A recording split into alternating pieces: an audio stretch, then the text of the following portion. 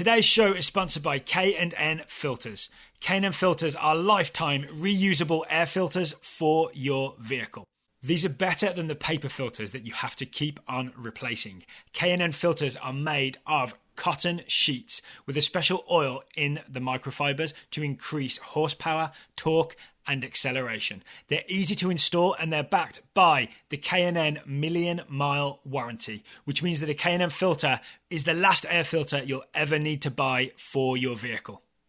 To get a special discount, go to knfilters.com/podcast. That's the letter K, the letter N, the word filters.com/podcast. You can search by the make, model, and year of your car. I looked for my Toyota RAV4 2010, and I found the K&N air filter that I would need. You'll get a great price, you'll get free shipping, and you'll even get a bonus K&N hat. Thank you to K&N Filters for sponsoring today's episode.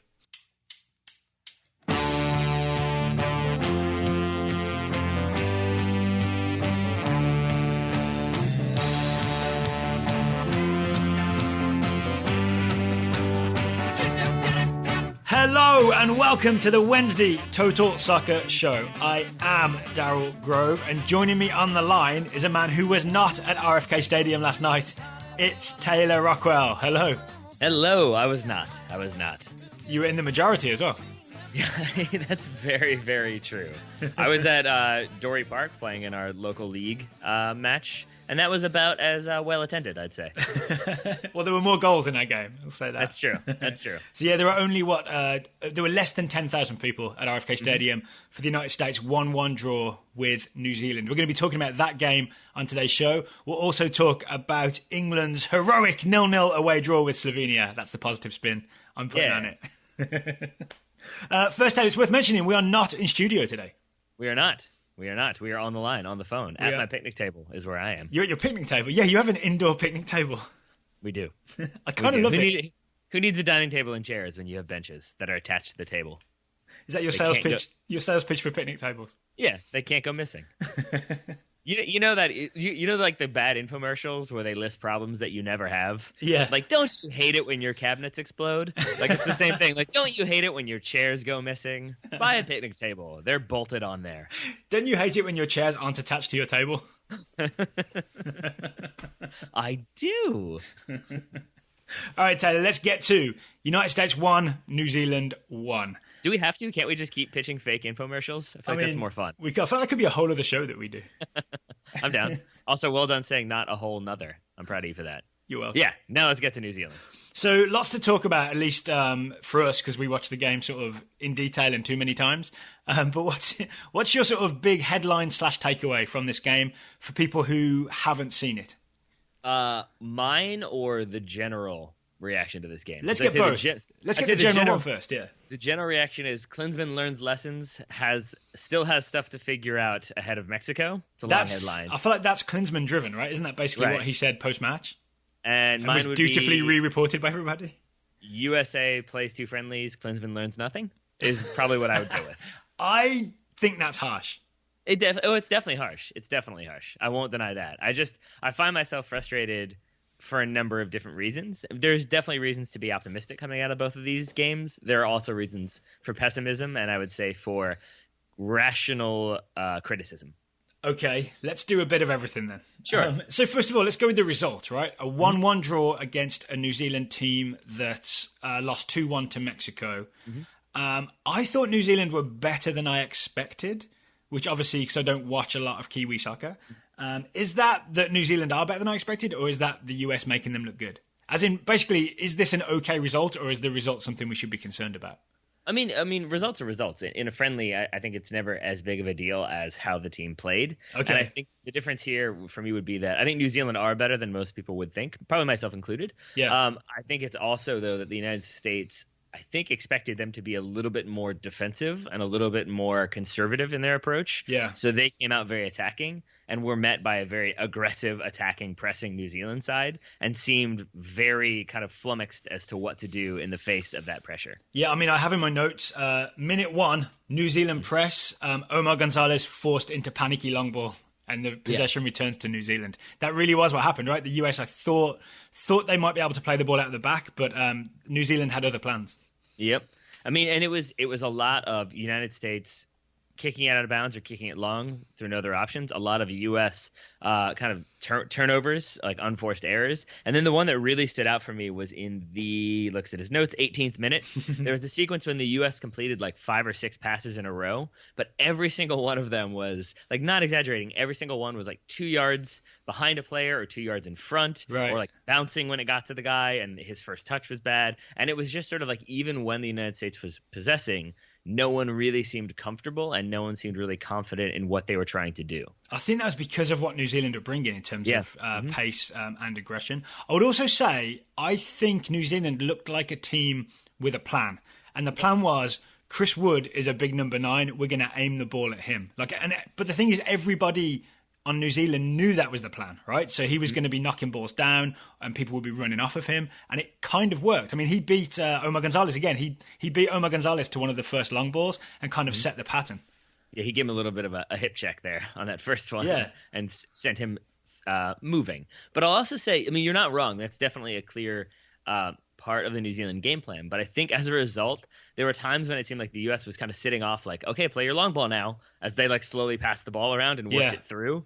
And so there would be sequences when it would be like 2 New Zealand midfielders would be driving forward and there'd be 5 U.S. players kind of all backing off and standing off. And it was just sort of like, really? 2v5 and you guys aren't quite sure what you want to do in that situation? So it just seemed, I think you're absolutely right, that New Zealand had a game plan and set out to really want to win. And it seemed like the United States maybe had a game plan that maybe didn't work quite right away. And then they weren't quite sure how to figure out exit. So what do you think was the U.S. game plan? I mean, I think it was initially the 4-3-3 as was listed by ESPN when they did the lineups. And I think it was, you kind of crowd the middle. You have 3 good midfielders who are good in possession. You've got Perry Kitchen who can kind of lock it down and be defensive. Yep. That allows Michael Bradley and Sasha Kleshton to get forward to play the balls wide to the combination of your 2 attacking fullbacks in Michael Roscoe and Kellen Acosta. And then you've got Julian Green and DeAndre Edlin starting on the wings. So you've got like kind of that pace out wide, so you can kind of really get the ball forward, get it wide. You've got Josie Altidore up top who can be big and physical, and it's kind of that aggressive play through the middle, but get it wide, get it to Josie, get some goals. And I think that was the approach they were going for. And it was. If I have a criticism of that setup, it's that so much of it is based on physical attributes. Yep. Right. Absolutely. I mean, and that was one of the 5 things I wanted to see coming out of these 2 friendlies, is that the United States get results and look good, but not have it be based on Josie Altidore, barreling his way through Cuban defenders, or DeAndre Edlin outrunning a New Zealand player and scoring. Like, I wanted it to be combination play and kind of clearly practiced things that show that there is like a plan for the United States. And I don't think we saw that, at least not in the first 30 minutes or so. I think if there was any hope of combination play, it kind of revolved around Sasha Kleshton's sticky feet. I feel like he was the one that did a really good job of sort of turning quickly with the ball, changing the direction of play, making quick passes that no one saw coming. And there were times when he was really making things happen, especially after Julian Green scored that goal. There was like a good 10 minutes where the US was sort of making quick passes and opening things up, and it all went through Kleshton. But I feel like it was when Kleshton got closer to Josie Altidore instead of sitting deeper. I agree. Absolutely. I mean, yeah, and you mentioned it was like the 10 minutes after that goal. It was also the 10 minutes to start the second half. Yeah. It was really good interplay between Kleshton and Altidore early on. I think that's when you heard Taylor Twellman talk about how happy Altidore must be to have Kleshton in this lineup. Yeah.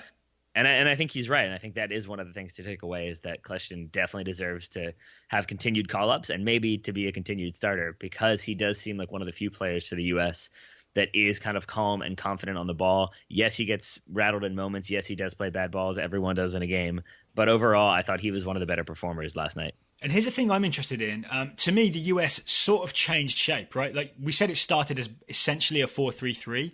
But it seemed to switch at some point to a 4-2-3-1 with Kitchen and Bradley holding, and then Kleshton could go and get a lot closer to Altidore.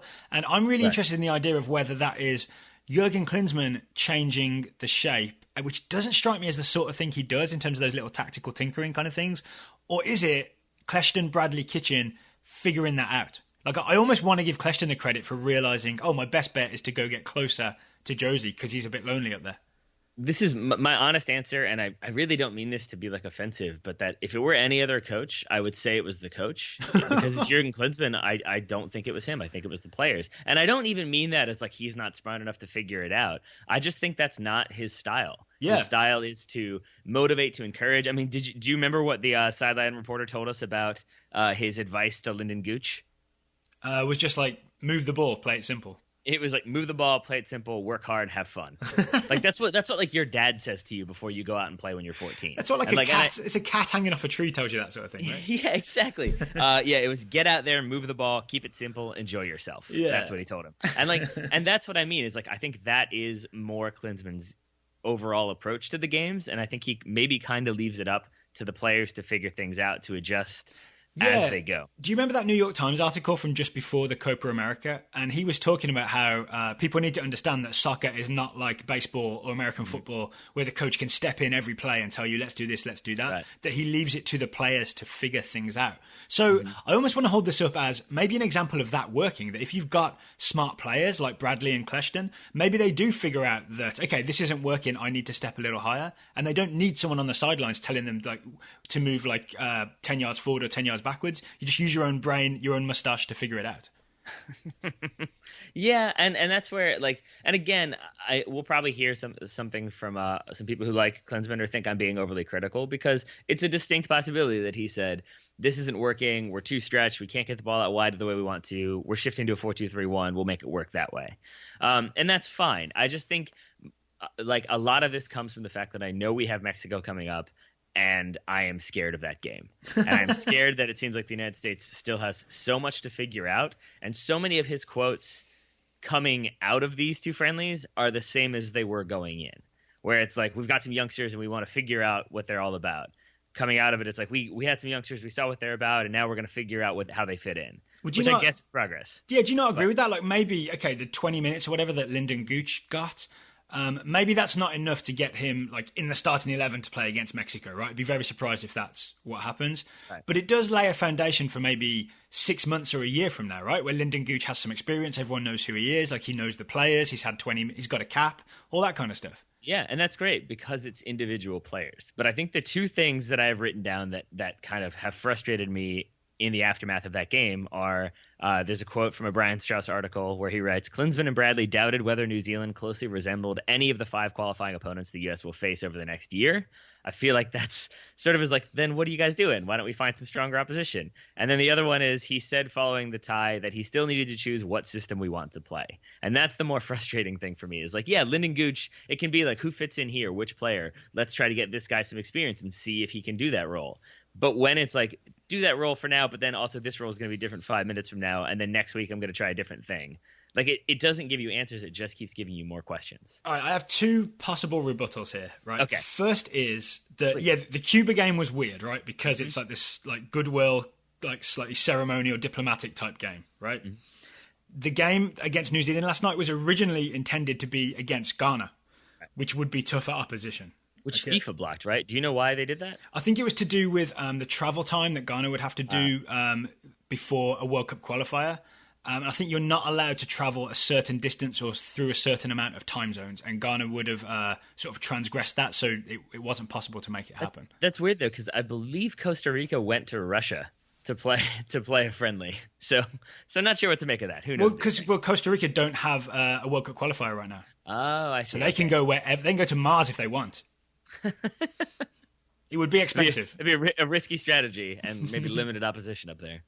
You've got a lot of rovers going on Mars, so you know. So, but they would do it very energetically, I would imagine, because Costa Rican players would cover a lot of ground on Mars. Yeah, it's thinner atmosphere, right? Yeah, I think so. Put Matt Damon to shame.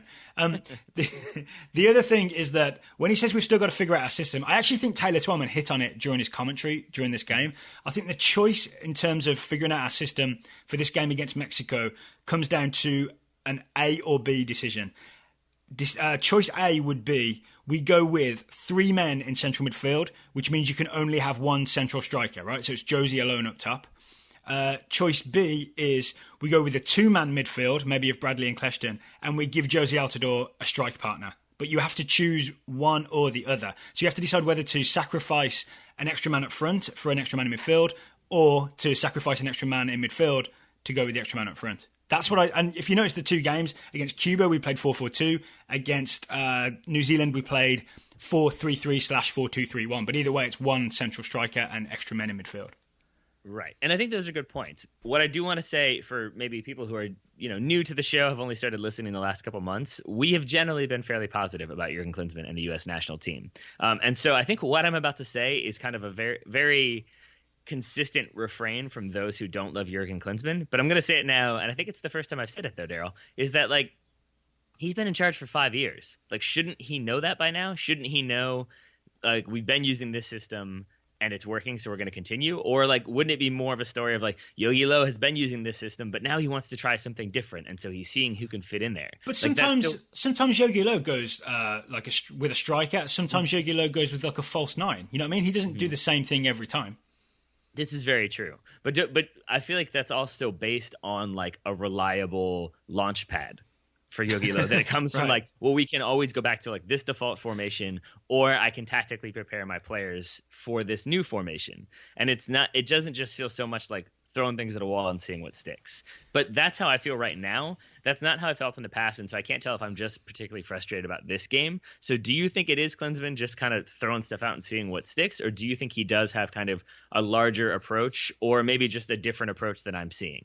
Well, I think the thing is, again, from that New York Times article, right, this is the thing we figured out before the Copa, that a lot of Klinsmann's, quote, philosophy is not the same as a Bielsa philosophy, which is press and go crazy. And it's not the same as a Louis van Gaal philosophy, which is possess the ball, right? It's not necessarily a tactical philosophy. It's more of an attitude philosophy, as in it's all about sort of essentially run fast, try hard, right? And be stronger, be more physical, be more aggressive, be nasty. That's the word he keeps using, be nasty. And I really think he sees that as the North Star that he wants the US national team to follow, and that thing comes first. And then the decision of whether you go 4-4-2 or 4-2-3-1 is kind of secondary to that. Yeah. And I guess I increasingly am of the mind that should not be secondary. It should be the other way around. Right. And so maybe, who knows? Maybe it will be totally different against Mexico. I still have that kind of sinking feeling that things just keep feeling a little bit too sloppy, a little bit too unsatisfactory. And then even in these games, the joke that I had in my mind was that Darlington Nagbe asked not to be included in these games. Yeah. And I feel like maybe most of the rest of the US team wish they had. It's worth raising that because not everybody might have caught that, because we've been confused over the last couple of weeks about why no Nagbe on this roster. It turns out Taylor Twellman, again, did some of his famous investigative reporting and essentially asked around. I think he asked Klinsmann, he asked some US soccer staff, and they all said that Nagbe asked... And some U.S. national team players as well. Oh, is that right? Okay, yeah. And he asked them, why isn't Nagbe included? And essentially he got the answer that Nagbe asked to be sort of left off of this squad so he could spend some time with his family. And I don't know if that is a family issue, again, or if that is more of a... You keep selecting me and I'm not playing, this thing's a waste of time. Yeah. And while we're talking about MLS player controversies, he also I saw somebody tweet out that it seemed like maybe it was some reverse shade thrown back at Sporting KC for all of the criticism of not picking Benny Feilhaber, because he was asked about Matt Beasler, who hasn't been getting many minutes for them, and his response was he's a fantastic player, he played fantastically for us. I don't know why he's not getting minutes. You might have to ask them. Can we get to the question that Klinsmann probably has? And to me it's, can Jose Altidore survive up front on his lonesome?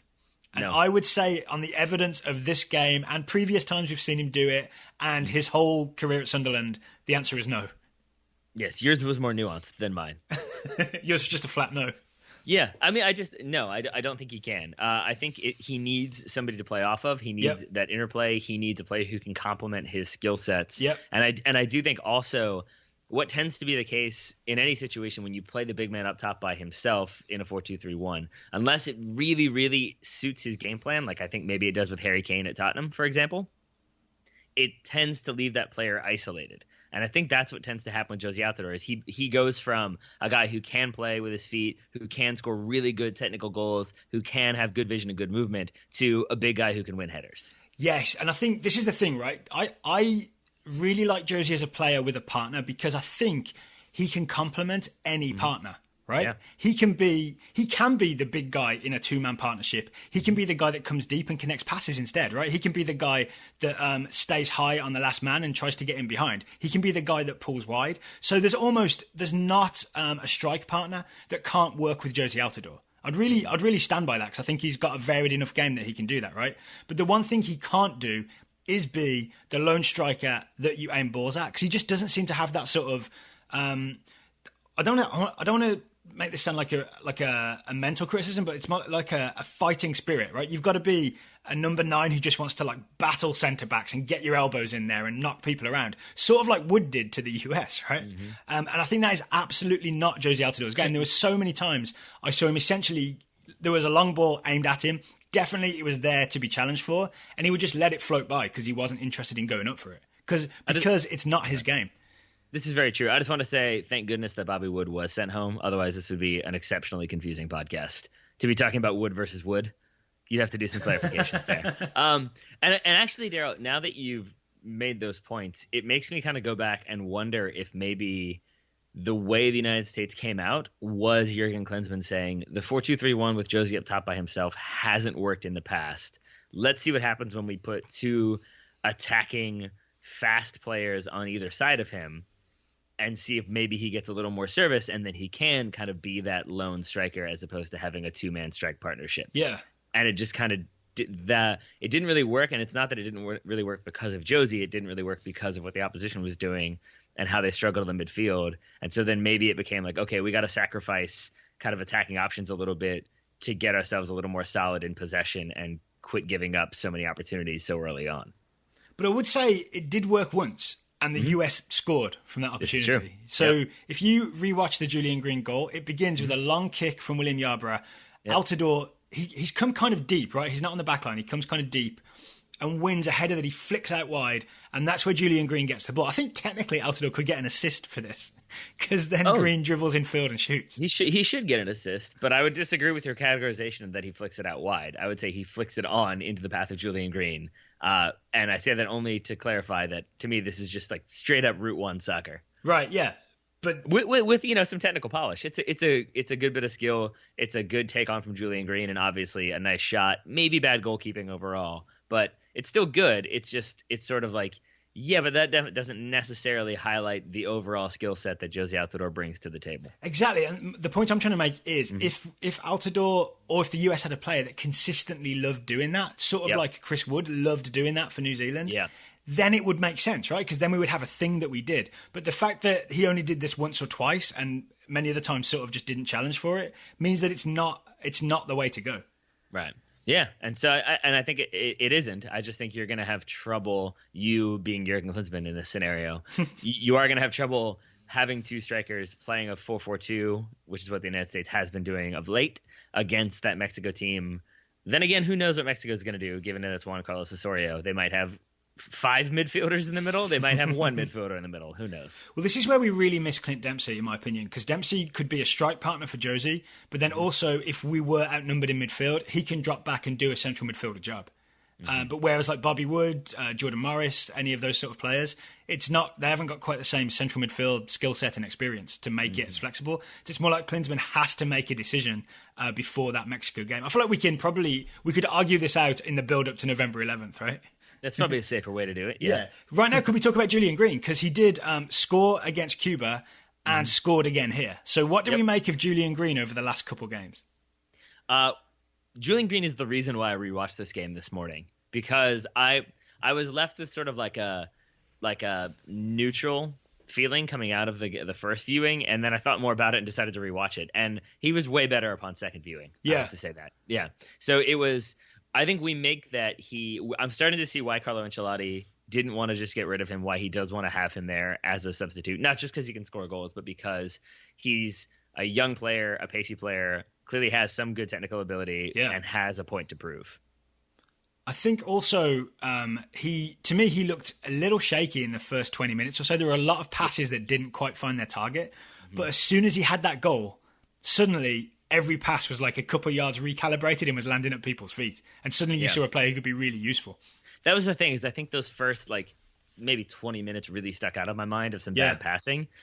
And then if you go back and watch, like after he does settle, as you said, it does become a more like technical game, and you start to see why he's in that squad and what he definitely like offers as both an attacking and possession player. He's got like a few little nice moves in close quarters now, right? Whereas before, I think he was a little too weak in some time. I still have memories of him being sort of knocked over. But this goal that he scores, once he's received it from Altidore, he sort of dribbles in field. I think it's Durant and Graham are sort of closing him down, and he gets a little help from Kellen Acosta. Again, Tyler Twellman, I thought, did a good job last night of pointing this out.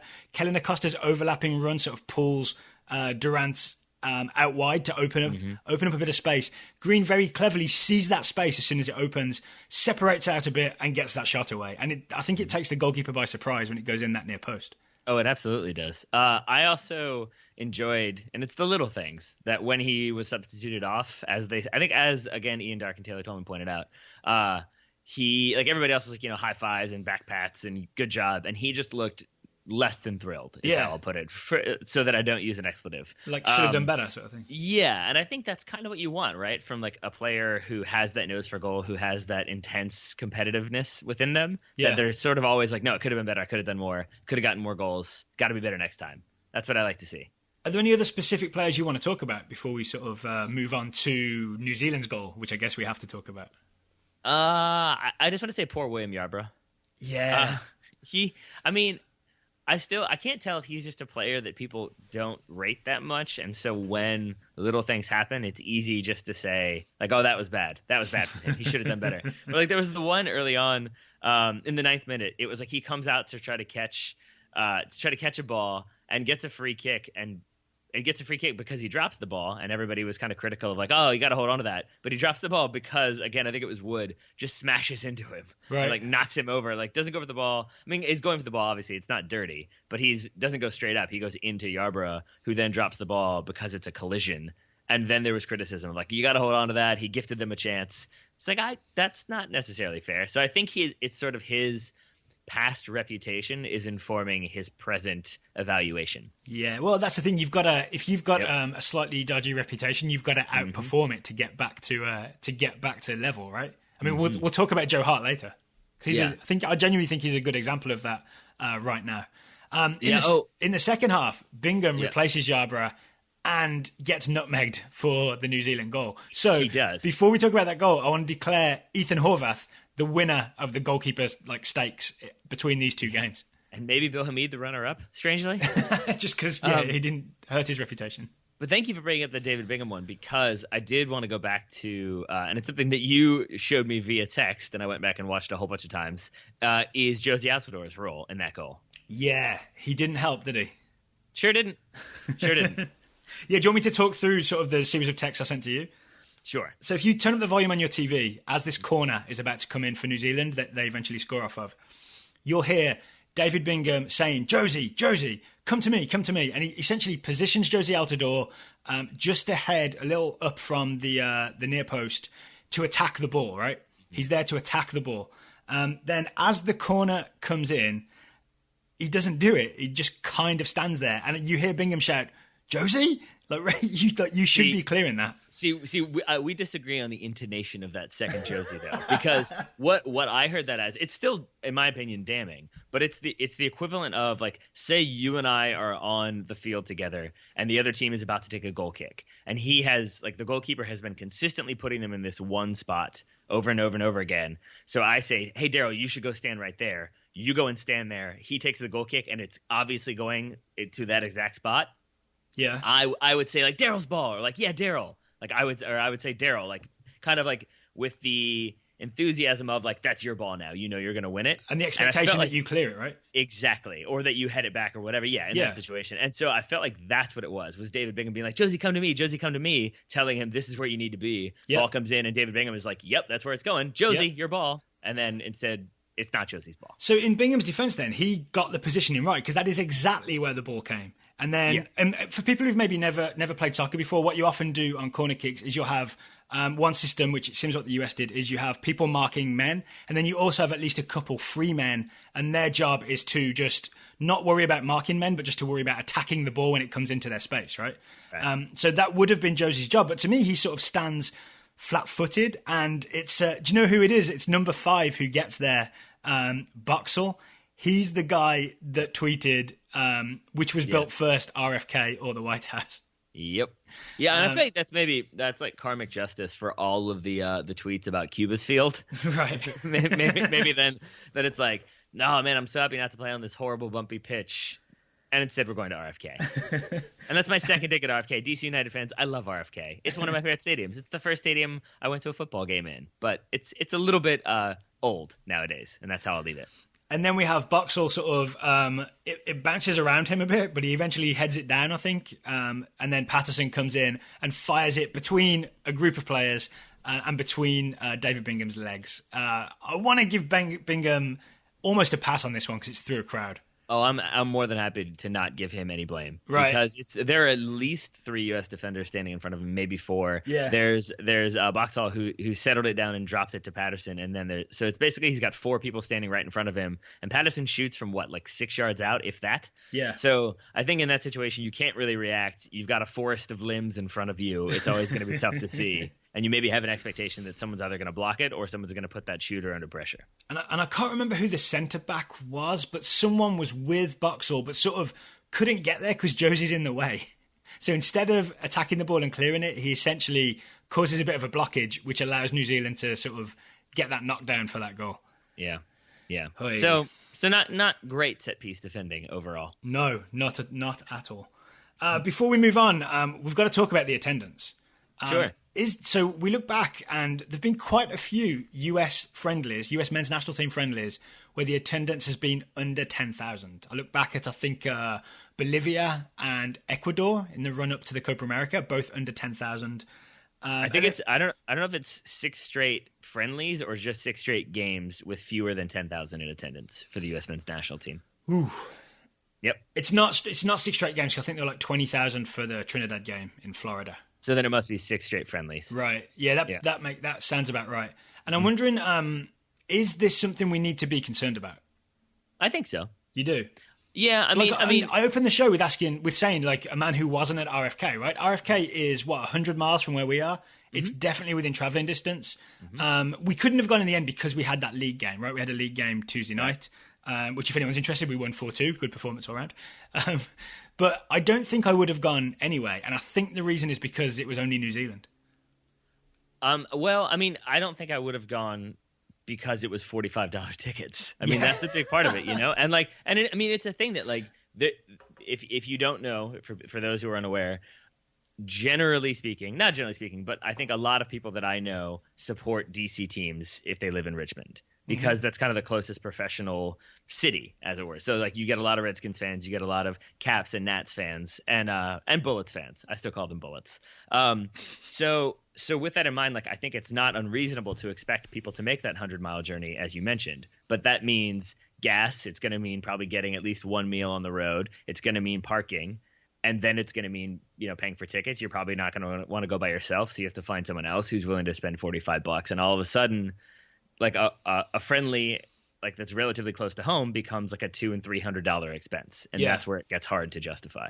And I think if, like, say it was Portugal and Cristiano Ronaldo's playing, you maybe are more tempted, right? Because this could be your one chance to see Ronaldo play. And I think there's an element of the US has not picked particularly glamorous friendlies recently. And I think the last big attendance was when the US played Brazil, and it was horrible. We lost 4-1, but I think there were like 30,000, 40,000 people there. So is it, it's a mix of prices and the glamour of the opposition, I guess, is to blame. But how much is the team to blame? Like, if the US was playing thrilling soccer, do you think there's more chance that people will go watch? Yeah, I mean, I do think that's one of the reasons why the U.S. women get better attendance figures. I mean, the prices, I believe, are roughly similar, but you know that you're seeing some of the best players in the world play some of the most exciting soccer you're going to see. You're seeing these kind of players in peak form. Yeah, exactly. You know you're going to get like a Rabona or a step over from Tobin Heath. You're going to get an exciting run from Crystal Dunn, or a good finish from Alex Morgan, or like a tough tackle from Becky Zout. You're going to get to see these things that you expect. With this U.S. team, if you told me, I think maybe if it had been Ghana, I would have been like, maybe I go. But it still would have been really difficult to pick who is going to be there. You know, like, I mean, we have a tough time picking a starting 11, knowing the squad that's been called in. Like, it's tough to know when it's Klinsmann, and so there's always that element of, like, with the U.S. women, you know, you're getting some big names and maybe some exciting players. With the U.S. men, maybe Jonathan Nagbe is going to be there, maybe Christian Pulisic, but maybe he gets sent home. Maybe Bobby Wood, but maybe he gets sent home. Yeah. Like, you just don't quite know as much, so it's tougher to plan in advance. Yeah, I guess it's not worth paying $45 just on the off chance of seeing some like nicely delivered crosses from Lyndon Gooch for 20 minutes. Right. Right. You could probably find those on YouTube if you wanted. And honestly, I understand why U.S. soccer can't afford to drop the ticket price too. It's just an unfortunate state of modern soccer. Really? I mean, couldn't you? I'm always a big believer in sort of you can drop the price and increase the attendance and end up with the same revenue.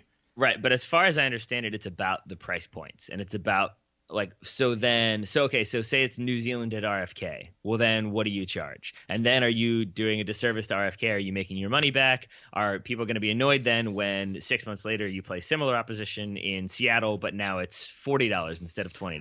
I see. Like, so you can't drop it because then you have to drop it forever. Exactly. Yeah. Or you have to keep adjusting it, and you have to deal with the headache that brings. And I think with the price point they have it set, they know that they can break even or make money even with limited attendance. Okay.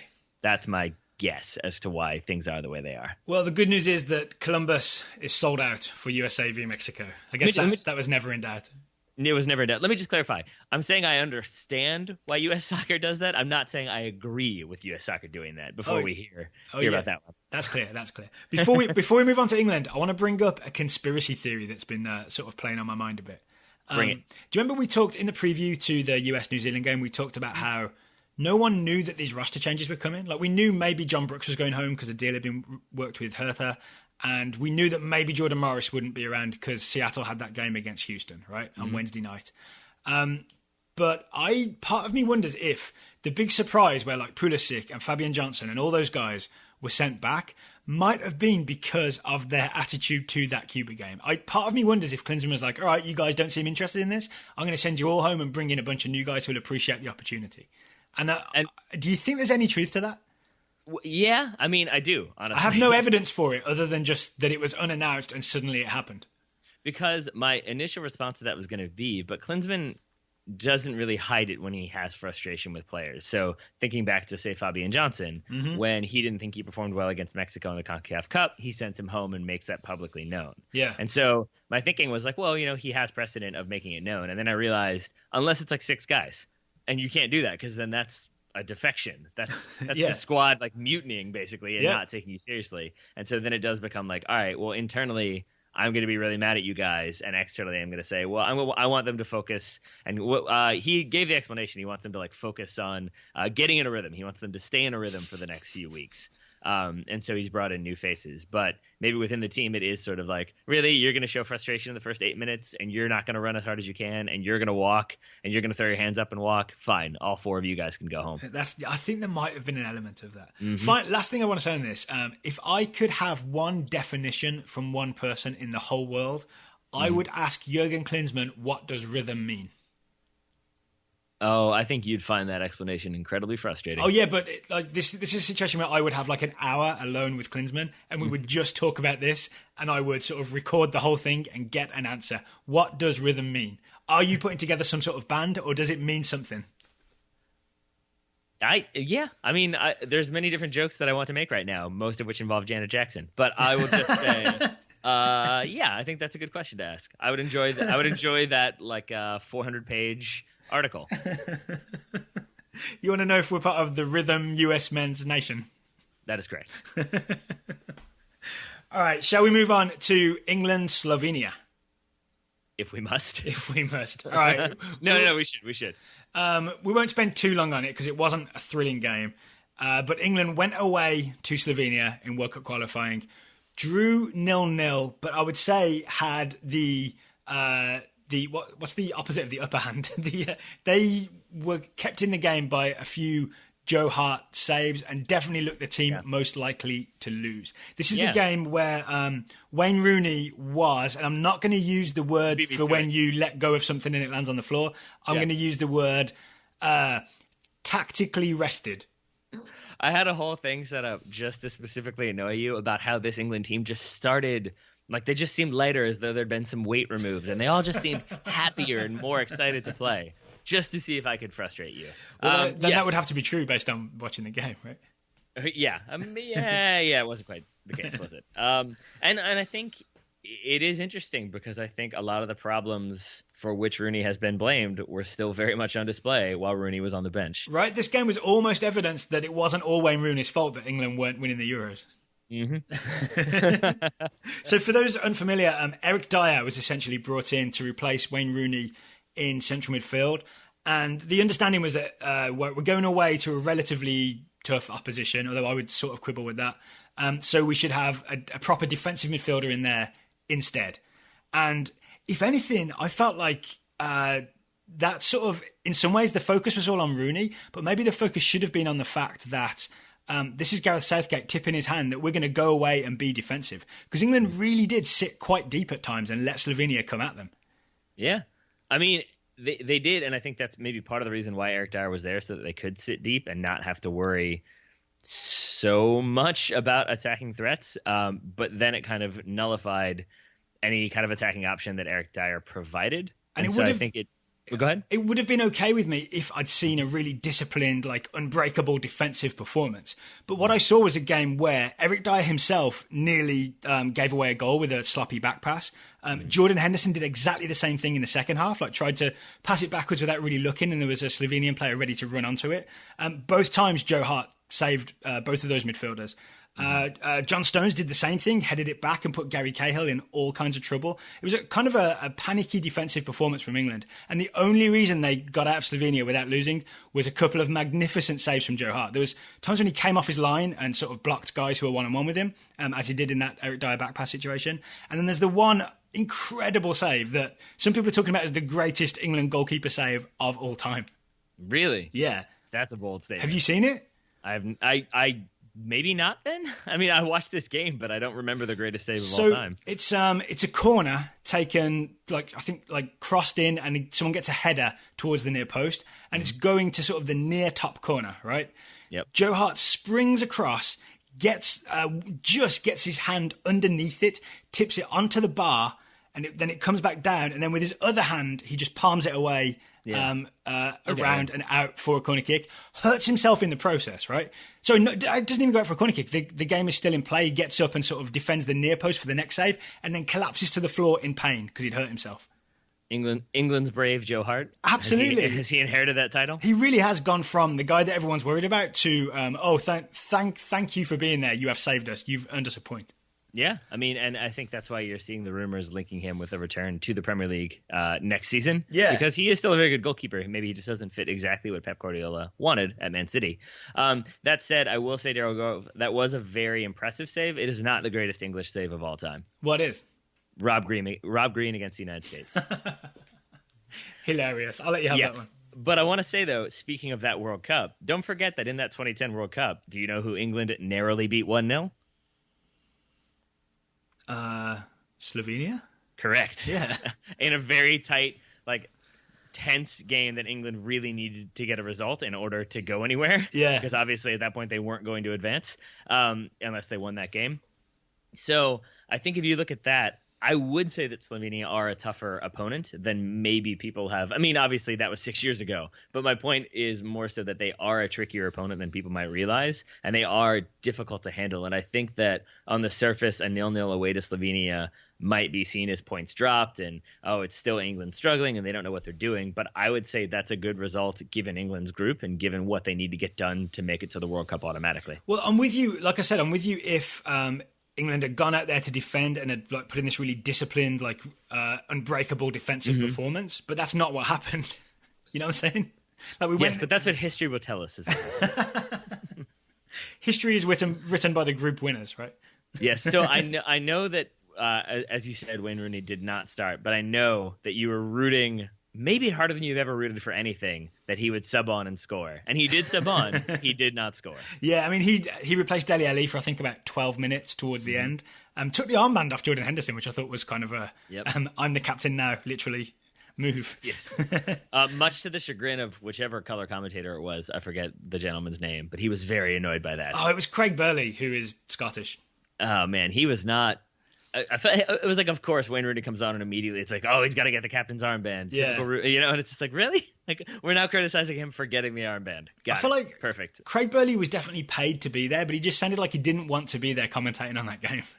It did feel that way. Right? But it also felt like the kind of like same old England in that in the absence of Wayne Rooney, it became Gareth Southgate isn't doing this right. Yeah. He should have subbed this guy on. He should have made this change. This should have happened sooner. And it seems like it's already sort of being like, well, does he know what he's doing? Does he know how to handle this team?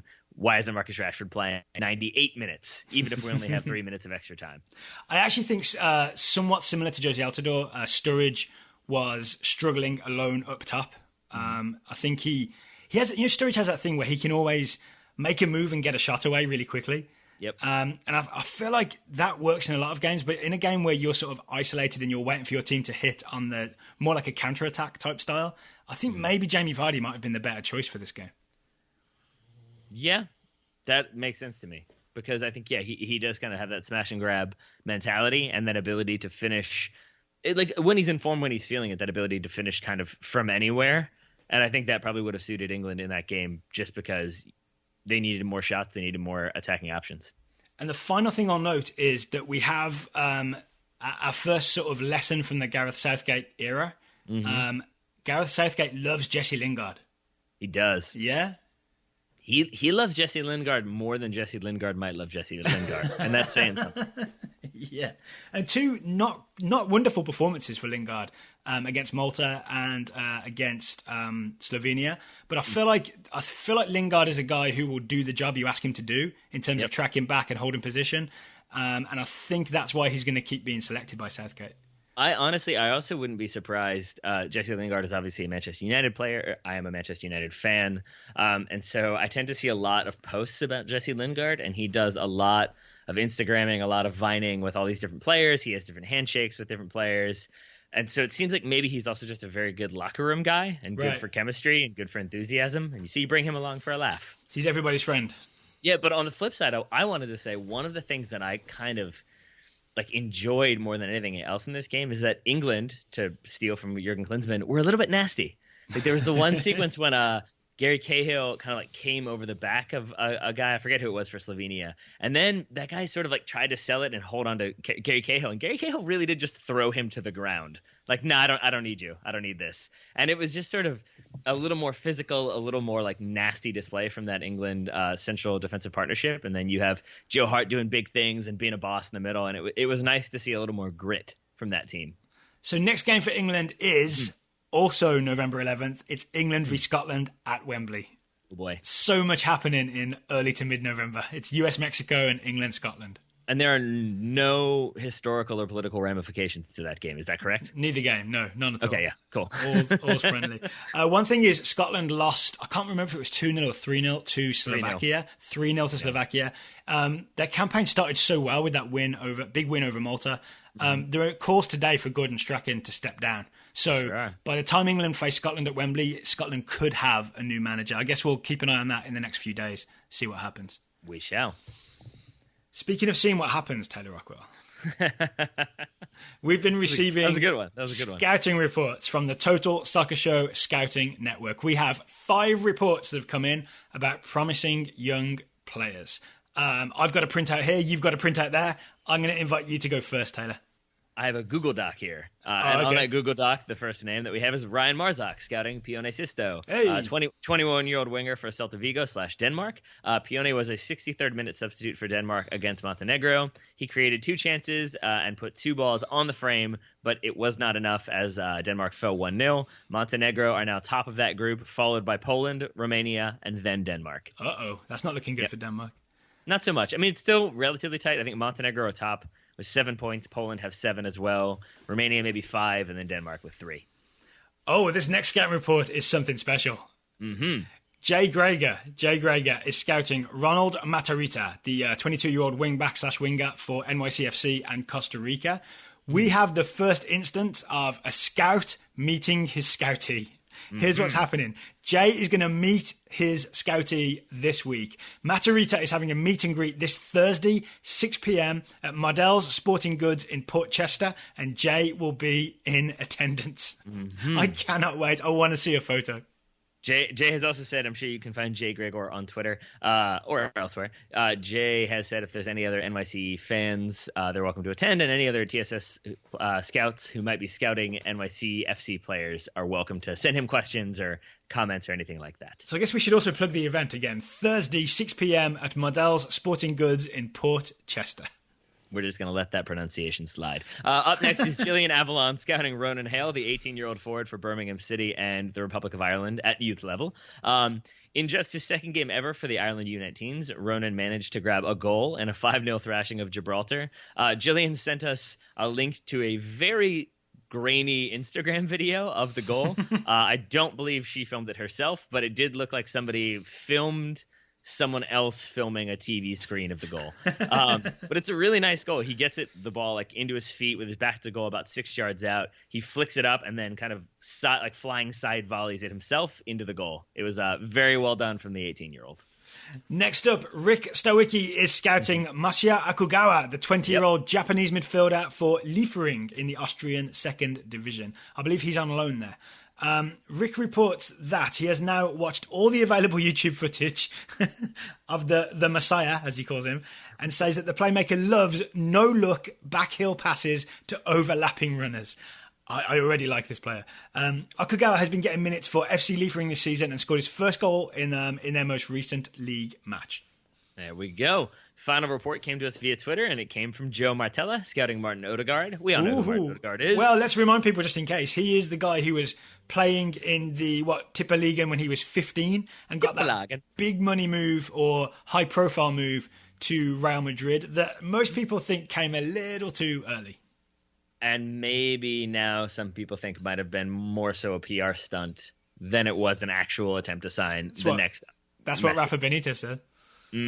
Well, who knows? Because Martin Odegaard got 2 goals and 1 assist for the Norwegian U21s against Kazakhstan. And Joe ends that tweet with, "He did a thing!" Exclamation point. So he did apparently 3 things. I saw one of those things, I think on Twitter or on a streamable. I saw the first goal. Odegaard sort of goes around the keeper and then rolls it into an empty net. It is a very nice goal. And it's nice to see Odegaard sort of in an appropriate age group, as a reminder that he's still ahead of the curve. Right? He's throwing him with Real Madrid first team. It's not a surprise that he looks a little behind. But when you see him for the Norwegian under-21s looking good, it all makes sense. The future is still bright for Martin Odegaard. Yeah, he's up there to a certain extent with like Julian Green, where he's been around for a while, just like in the public eye, that like it's easy to assume like, oh, Julian Green is at the 2014 World Cup. He's probably like 25 or 26. He is not. He is not. Nor is Martin Odegaard 22 or 23. Still very much a teenager. There's definitely like an over-promotion when you're young, and then if you're not an immediate hit, then everyone just decides you're a bust, right? Well, that's not how it works. You have many, many years still to catch up. Indeed. You have many, many years still to catch up, even when you're in your mid-30s, he says to himself. You did great last night, buddy. You did great. Oh, thanks, buddy. Thanks. I appreciate that. If you would like to join the Total Soccer Show Scouting Network, you will be helping us to support the show, keep making Total Soccer Shows. You can go to totalsoccershow.com/subscribe, pick a level that you would like to support us at, and then we will assign you a promising young player to keep an eye on. We can't promise that you will be able to meet your Scoutie, as Jay Greger is able to do, and we can't promise that your Scoutie will be doing no-look backhill passes, as Rick Stawicki's is, but we can promise that we'll find you someone very exciting. Indeed, and we can promise that like you never know what's going to happen, because it's worth noting that a player like Jeremy Ebobisse, who we've talked about many times on this show, like when you made that assignment, he was still at Duke and still very, very much unknown outside of those who like follow Duke soccer or follow college soccer.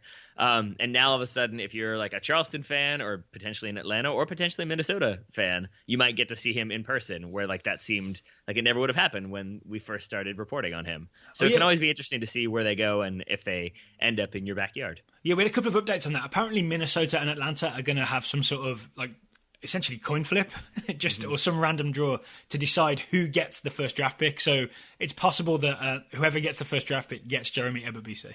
And this is going to be a very like tenuous comparison, but I feel like it's sort of Like if you and I are flipping coins over, like, let's say there's 2 beers left in the Total Soccer Show fridge, and like one of them is my favorite beer that I bought for myself, and the other one is like a Coors Light, and you know that I really want that beer, that like when we go to flip the coin to see who gets first choice, I'm sort of like, we're gonna flip this coin, but you know I'm going to be very, very angry with you, Daryl, if even if you win, you choose the beer that you know that I brought and want. And I feel like that's what that coin flip or that whatever head-to-head challenge is going to end up with. Is Atlanta being like, if you take him, we're going to be so mad at you. Well, I would take the Coors Light for blood sugar reasons anyway, right? Oh, there you go. See? Always health-conscious. Always health-conscious. Wait, so in this analogy, is Ebobisse the Coors Light or the really nice beer? The really nice beer. Okay. Yeah. On that bombshell, we should get to wrapping up today's show. Do you want to just give ourselves a pat on the back for The Goalmouth, our new podcast collaboration with Howler Magazine and Dirty Tackle? Last night, I spotted it landed in the new and noteworthy listing on iTunes. It did, and I was very, very excited. I made you send me screenshots. Yeah. So we also tweeted them out so you can take a look. But this is a big deal for new podcasts to get listed on New and Noteworthy. That's what everybody wants to do. And view behind the curtain for you, Mr. Grove. Did you notice how when you sent me that text, if you saw like my response, did you notice that the 3 dots were going for a very, very long time? I didn't. I was sort of multitasking at that point. So well, that's good, because I have a tendency to write longer text messages than you, but both of my text messages to that were very short, and that's because I wrote them with my nose. What? I was painting the kitchen, and I had like paint on my hands, and I had like the phone like out in front of me, like I had it like propped up while I was painting, and so I had to like type with my nose, so I didn't have to take my gloves off. You cannot type a text message with your nose.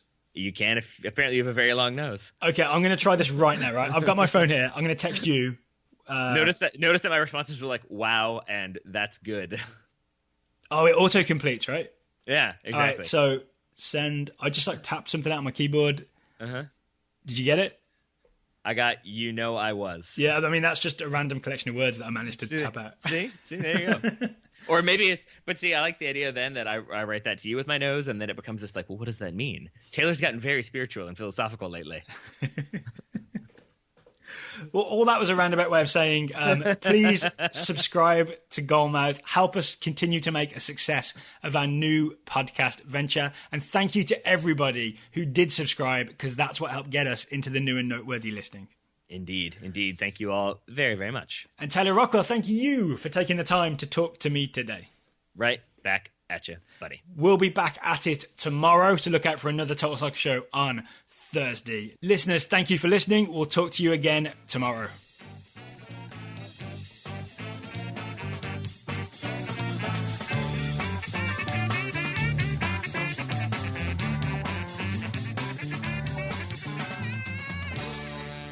You gotta slice